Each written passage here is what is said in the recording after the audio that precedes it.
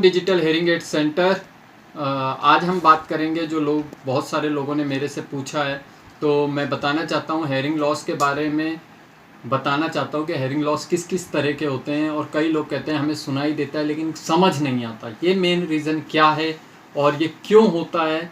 तो मैं आपको ये बताना चाहता हूँ एक ऑडियोमेट्री रिपोर्ट और ऑडियोमीटर ग्राफ के द्वारा। पहले चैनल को सब्सक्राइब कीजिए, चैनल को पूरा वीडियो को देखिए, तभी आपको समझ में आएगा। तो चलिए आपको बताते हैं। आप ये देख रहे हैं मेरे पास ये एक ऑडियोमेट्री ग्राफ है, इसका फ़ोटो है। अब यहाँ पे जो आपका 10 डेसिबल, यहाँ डेसिबल्स लिखे हैं, ये फ्रिक्वेंसीज़ लिखी हैं। फ्रिक्वेंसी मतलब अलग अलग आवाज़ की आवृत्ति या फ्रिक्वेंसी इंग्लिश में कहा जाता है। और ये डेसिबल मतलब साउंड का पावर, जो साउंड का पावर का मेज़रमेंट होता है वो डेसिबल में नोट किया जाता है। तो ये डेसिबल्स लिखे हैं, ये फ्रिक्वेंसीज़ लिखी हैं।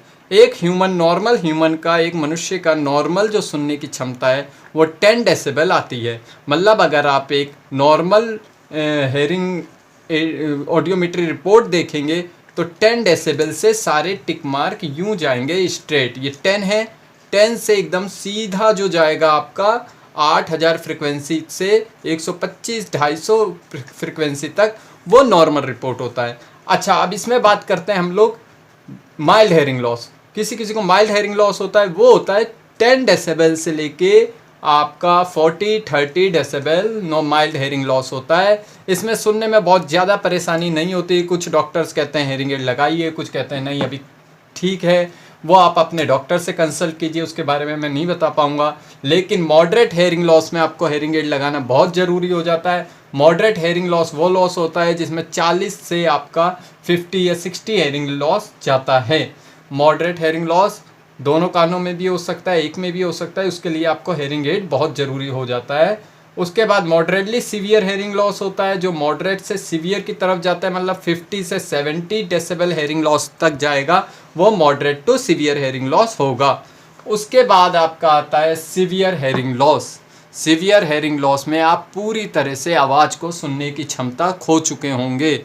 जब तक कि कोई बहुत ऊंचा ना बोले तब तक आपको सुनाई नहीं देगा। सीवियर हेयरिंग लॉस 70 डेसिबल, ये जो पर्पल पार्ट देख रहे हैं आप, 70 डेसिबल से 90 डेसिबल तक होता है। सीवियर हेयरिंग लॉस में आपको हेयरिंग एड हर कंडीशन में लगाना ही पड़ेगा। बिना हेयरिंग एड के या तो सेकंड पर्सन बोलने वाला तेज बोले कान के पास आके तब सुनाई देगा। एंड लास्ट स्टेज आपकी आती है प्रोफाउंड हेयरिंग लॉस।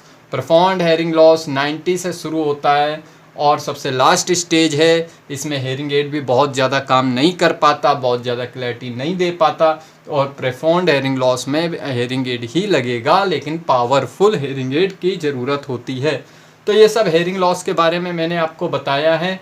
अब कुछ केस में ऐसा होता है कि 250 फ्रिक्वेंसी में आपको 10 डेसिबल लॉस आएगा और ग्राफ नीचे की तरफ जा रहा होगा। मतलब ये 1K से इधर सब सॉफ्ट फ्रिक्वेंसी है या लो फ्रिक्वेंसी कहते हैं इनको, ये हाई फ्रिक्वेंसी है। तो किसी किसी का ग्राफ मेरे हाथ को देखिए इस तरह होगा या पेन की तरह, 20 से टिक मार्क नीचे 80 तक जाएगा। पहला 250 का 250 का टिक मार्क आपका 30 या 40 पे होगा, और लास्ट 8000 वाला जो होगा आपका 80 पे होगा। मतलब कुछ इस तरह। इस सिचुएशन में पेशेंट को ये प्रॉब्लम होती है कि भारी आवाज़ें, हाई सॉफ्ट फ्रिक्वेंसी या लो फ्रिक्वेंसी की आवाज़ अच्छे से सुन लेता है। जैसे पानी के टप, ये भारी आवाज़ है, गिरने की, कुत्ते के भौंकने की, ZNGMABD,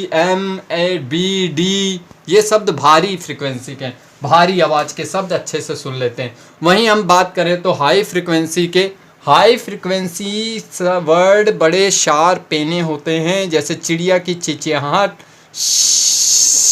शोर, एक सी की आवाज़, सी वर्डिंग, शा वर्डिंग, चा वर्डिंग, और sharp tuning, bell, ring, tone, ये सब हाई फ्रिक्वेंसी में आते हैं। तो उन पेशेंटों के साथ क्या होता है, कभी कभार तो बहुत अच्छा सुन लेते हैं जब कोई भारी आवाज़ होती है, लेकिन वहीं पे कोई बच्चा या औरत या कोई चुभन वाली आवाज़ होती है, पेनी आवाज़ होती है, जिसको क्रिस्पी साउंड कहेंगे, उन आवाज़ों को सुनने में दिक्कत होती है। वो ग्राफ इस तरह होता है।